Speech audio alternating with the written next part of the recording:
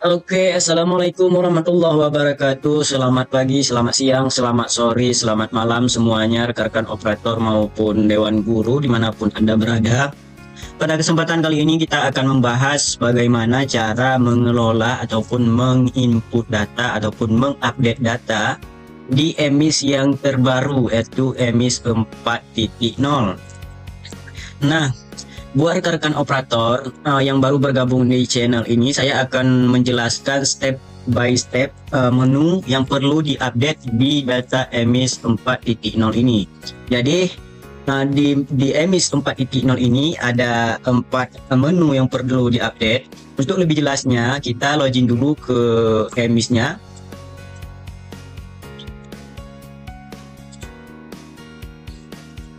Nah, untuk login ke emis ini, alamat websitenya ataupun alamat aplikasi emisnya nanti saya taruh di deskripsi di bawah video ini. Buat rekan-rekan operator yang belum tahu alamat webnya, silahkan lihat di deskripsi video ini. Nah, selanjutnya rekan-rekan operator silahkan login dengan akun emis masing-masing. Jika belum punya emis, silahkan daftar sekarang, ataupun jika yang masih menggunakan emis terbaru ini dari migrasi emis lama, silahkan daftar sekarang. Jika tidak paham maka hubungi Madrasah Digital Care ini. Nah, karena saya sudah membuat akun, saya langsung login saja. Saya harap rekan-rekan operator sudah mempunyai akun emis ini.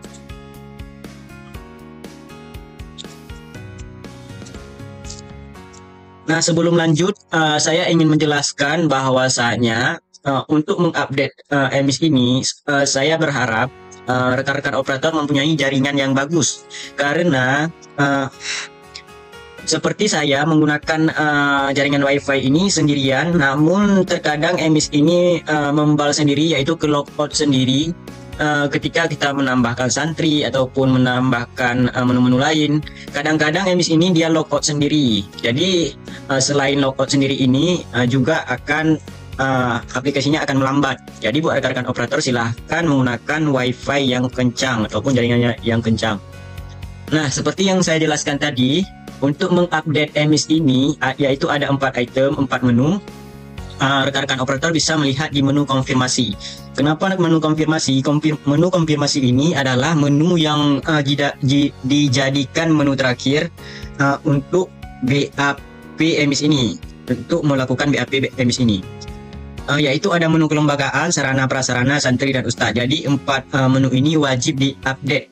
Nah, untuk menu kelembagaan ada di sini, sarana prasarana ada di sini, ini wajib diupdate, santri ada di sini, ustadz ada di sini. Nah, buat apa masing-masing menu ini? Untuk yang 4 ini sudah saya jelaskan. Ada tambahan menu di sini yaitu menu monitoring. Buat apa menu monitoring ini? Menu monitoring ini untuk melakukan monitor data. Jadi data apa yang belum lengkap di setiap 4 menu ini. Tadi kan ada 4 menu: kelembagaan, sarana prasarana, santri dan ustadz. Jadi sebelum kita melakukan data konfirmasi, kita bisa melakukan monitoring terlebih dahulu. Contohnya, nah, ketika kita masuk ke menu monitoring, di sini masih ada yang merah. Sahabat operator bisa membaca di keterangan ini, mana yang wajib, mana yang tidak wajib. Jika data yang wajib masih merah, maka harus rekan-rekan operator memperbaikinya. Seperti data saya ini, masih ada data merah di menu pimpinan dan mudir. Nah, ketika menu monitoring ini sudah tidak ada lagi yang merah, rekan-rekan operator bisa melakukan konfirmasi data. Ini untuk melakukan BAP. Nah, di sini data saya belum bisa dilakukan konfirmasi data, yaitu jika kita belum melakukan konfirmasi data setiap per menu ini, maka kita tidak bisa BAP. Di sini menu kelembagaan saya tidak bisa melakukan. Nah, ini salah satu contoh yang saya katakan tadi, bahwasanya aplikasi akan membal sendiri ataupun logout sendiri, maka kita perlu login kembali. Padahal jaringan saya ini sudah kencang, saya gunakan sendiri WiFi-nya. Jadi jika rekan-rekan operator menggunakan jaringan yang agak lambat, ini aplikasinya akan susah diupdate. Yang menjadi masalah di emis terbaru ini adalah bukan hanya saja login logoutnya yang tiba-tiba seperti ini, tapi untuk mengupdate data santri, ustadz dan lainnya juga akan melambat seperti ini.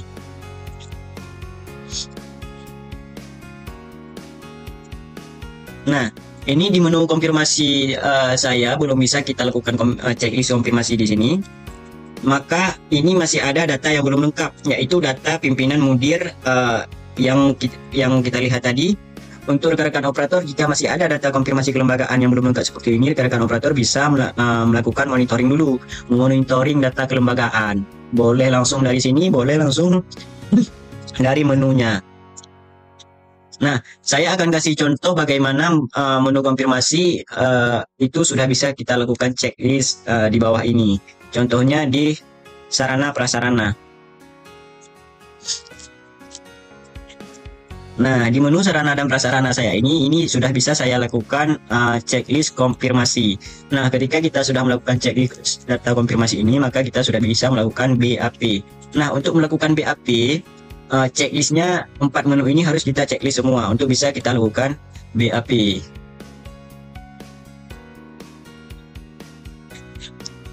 Nah, di sini di menu BAP ini saya belum bisa melakukan upload berkas BAP-nya karena keempat menu ini belum bisa saya checklist semua, seperti data santri. Untuk melakukan monitoring data santri, kita ke menu monitoring.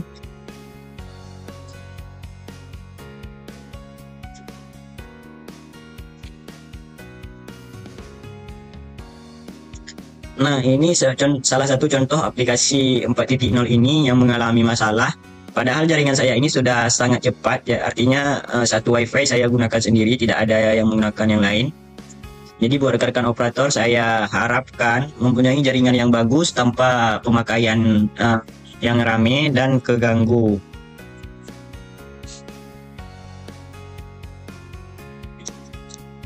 Nah, ini belum bisa kita lakukan konfirmasi data karena masih ada data yang merah. Jadi data yang wajib diisi masih banyak yang merah di data saya ini. Nah, untuk melihat data ini, 9 ini mengartikan bahwasanya 9 data yang sudah saya perbaiki. Jadi bukan 9 data yang harus diperbaiki, namun 9 data yang sudah saya perbaiki. Jadi jika data santri saya ada 49, maka masih ada 40 data lagi yang belum saya perbaiki. Nah, jadi yang belum kecentang ini adalah data yang belum lengkap. Oleh sebab itu, kita harus melengkapi terlebih dahulu untuk melakukan BAP. Nah, di video kali ini saya ingin menjelaskan per menu. Jadi satu video ini saya jelaskan per menu keempat ini. Saya mulai dari menu kelembagaan. Nah, saya mulai dari menu kelembagaan. Untuk melakukan update data menu kelembagaan, bahwasanya di profile ini rekan-rekan operator sudah melengkapi data rekening ataupun data bank, karena data yang lainnya ini bisa jadi sudah lengkap, artinya sudah migrasi otomatis dari aplikasi emis yang lama. Sedangkan untuk data bank ini kebanyakan hilang, seperti punya saya, data banknya hilang, maka saya harus update kembali. Begitu juga dengan data galeri foto, ini kita harus update kembali, dan juga dokumen perizinan. Jadi harus rekan-rekan operator isi. Nah, perlu saya sampaikan bahwasanya menu kolom dengan tanda bintang di atas ini, coba saya zoom dulu. Nah, menu di sini ada keterangan di atas, kolom dengan tanda bintang merupakan kolom yang wajib diisi, dan kolom tanpa tanda bintang merupakan kolom opsional ataupun pilihan yang tidak wajib diisi.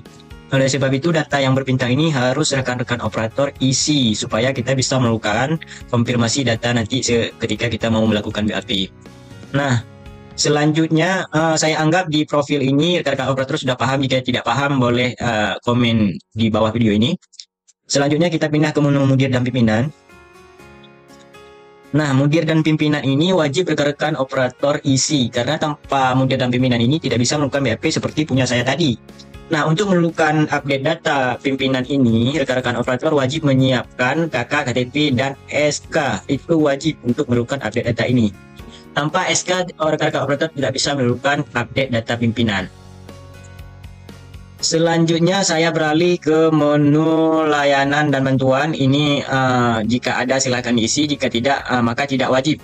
Karena data yang wajib tadi berada di 4 menu kelembagaan ini. Jadi kalau saya tidak mengupdate data bantuan BOS dan bantuan PIP ini karena memang tidak ada bantuan.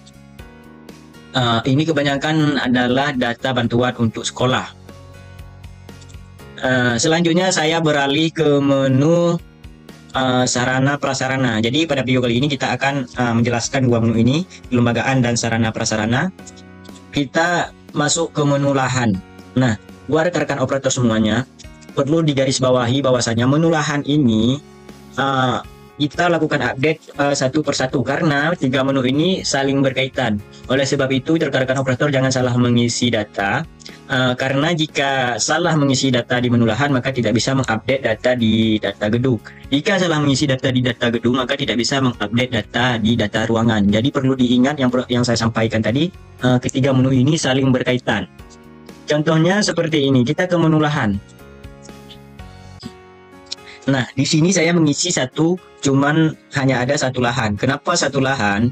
Karena memang lahan di lembaga saya ini yaitu satu lahan, jadi tidak ada lahan yang terpisah. Karena memang ada lahan yang terpisah antara lembaga satu dengan antara putra dan putri, yaitu biasanya ada lahan yang model terpisah blok ke blok. Jadi seperti di salah satu pondok di tempat saya ini ada lahan yang terpisah ditengahi oleh jalan. Jadi satu blok putra, satu blok putri, ataupun satu tempat putra, satu tempat putri. Udah itu lembaga saya ini hanya ada satu lahan, maka saya isi satu lahan. Nah, dalam mengisi satu lahan ini adalah keseluruhan lahan yang dimiliki lembaga, yaitu luasnya berapa dan panjangnya berapa dan lebarnya berapa. Nah, saya anggap rekan-rekan operator sudah memahami luas lahan ini, cara mengisi data lahan ini, dan perlu saya sampaikan setiap data yang memiliki tanda bintang ini maka wajib diisi, yang tidak memiliki tanda bintang tidak wajib diisi. Nah, selanjutnya kita ke menu gedung. Nah, dalam pengisian menu gedung ini rekan-rekan operator perlu memahami bahwasanya luas gedung ini adalah luas keseluruhan ruangan. Jadi misalkan seperti di lembaga saya mempunyai gedung A misalnya. Gedung A ini memuat keseluruhan luas ruangan yaitu 6 ruangan. 2 lantai 6 ruangan. Jadi kita harus mengisi semua luas ruangan tersebut. Jadi yang terpisah-pisah di sini semuanya saya kasih nama di gedung. Misalkan musola saya kasih musola karena memang terpisah dengan gedung, maka saya harus mengisi nama gedungnya apa, yaitu musola. Sedangkan di akademik ini kantor kepala yang memuat kantor kepala, TU, ruang pimpinan dan lainnya, maka saya kasih nama akademik. Sedangkan balai ini yaitu satuan satu balai, jadi saya kasih nama balai karena setiap yang berpisah saya pisahkan, tidak saya satukan ke gedung A, gedung B karena nanti kita tidak bisa mengisi ruangan. Karena di sini di gedung B ada 6 ruangan, di sini ada 6 ruangan, maka saya pisahkan per gedungnya. Jadi memang gedung ini terpisah supaya kita bisa nanti mengisi ruangannya. Nah, langsung saja saya alihkan ke ruangan. Nah, tadi kan kita sudah mengisi data gedung, selanjutnya kita mengisi data ruangan. Nah, ruangan ini adalah ruangan yang bisa saja duduk berada di dalam salah satu gedung, baik gedung A seperti yang saya isi tadi, baik gedung B.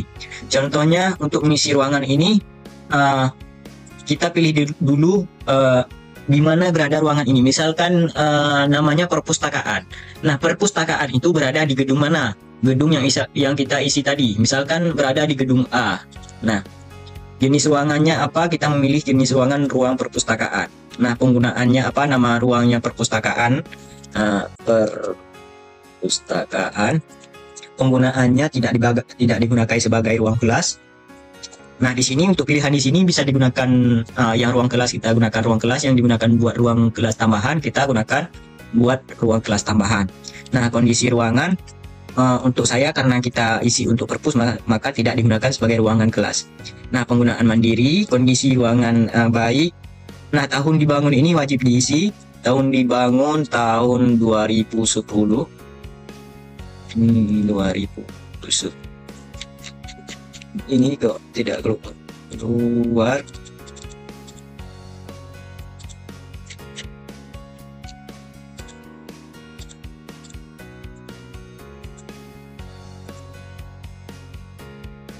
Oke, saya close dulu.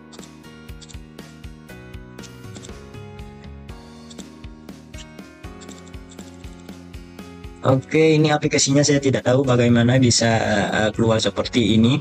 Nanti intinya rekan-rekan operator tidak akan pilih tahunnya, yaitu tahun 2000 berapa ataupun tahun berapa, silahkan dipilih. Ini buat contoh saja ukurannya. Nah, ukurannya ini memuat satu ruangan, sedangkan tadi kan di gedung memuat satu gedung yang memuat berapa ya jumlah ruangan di dalam satu gedung ini. Sedangkan ruangan ini memuat satu ruangan, misalkan 6 kali 6 ataupun 6 kali berapa. Silahkan diisi sesuai dengan ukuran panjang dan lebar gedung ini. Misalkan saya isi ukurannya 6 kali 6. Nah, selanjutnya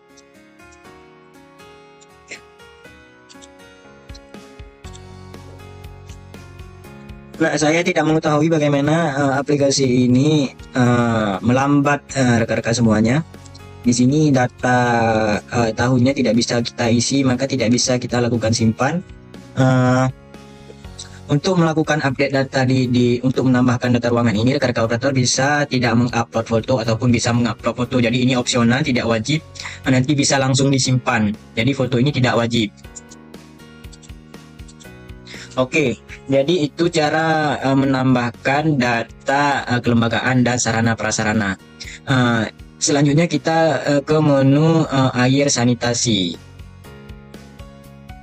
Buat rekan-rekan operator yang belum paham di menu lahan dan gedung ini, nanti bisa komen di bawah untuk penjelasan lebih lengkap.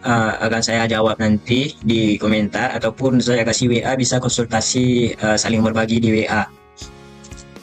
Nah, untuk mengupdate data air sanitasi ini, rekan-rekan operator hanya cukup memilih saja, jadi tidak perlu mengisi lagi, cukup ya aja apa yang ada di lembaga kita. Silahkan diupdate. Sumber utama air bersih pondok pesantren lembaga, silahkan diisi, nanti ada pilihannya masing-masing. Jika ada, isikan ada; jika tidak, maka isikan tidak. Saya anggap ini sudah rekan-rekan operator sudah paham. Selanjutnya ke menu listrik dan internet. Nah, menu listrik dan internet ini, rekan-rekan operator ketika menambahkan nanti akan keluar sumbernya dari mana. Internet dari PLN, daya berapa, silahkan diisi seperti ini. Kalau saya pilih semua gedung karena jumlah daya listrik 404.000 watt ini, saya pilih di semua gedung, sumbernya dari PLN. Selanjutnya saya tekan simpan. Jangan lupa nanti di bawah ini ada menu simpan. Setelah keluar data seperti di bawah ini, maka rekan-rekan operator perlu menekan simpan. Jika tidak disimpan, maka tidak akan terupdate data ini, maka rekan-rekan operator perlu mengulangnya lagi. Begitu juga dengan data internet ini. Nah, data internet ini sama saja dengan menambahkan seperti listrik tadi, sumber internetnya apa. Jika menggunakan handphone, pilih aja Telkomsel. Jika menggunakan WiFi, pilih aja Telkom ini ataupun WiFi ini. Jadi saya anggap rekan-rekan operator sudah paham dengan pengisian di menu perlengkapan, yaitu air sanitasi dan listrik dan internet. Selanjutnya kita ke menu sarana prasarana.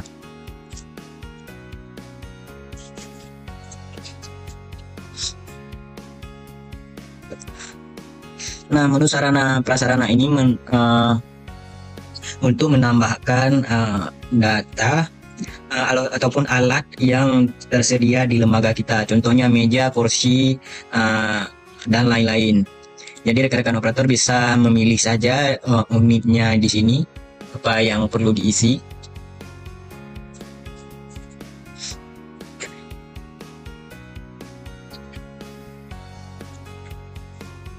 Oke, rekan-rekan operator bisa next saja di sini karena ini agak melambat jaringannya.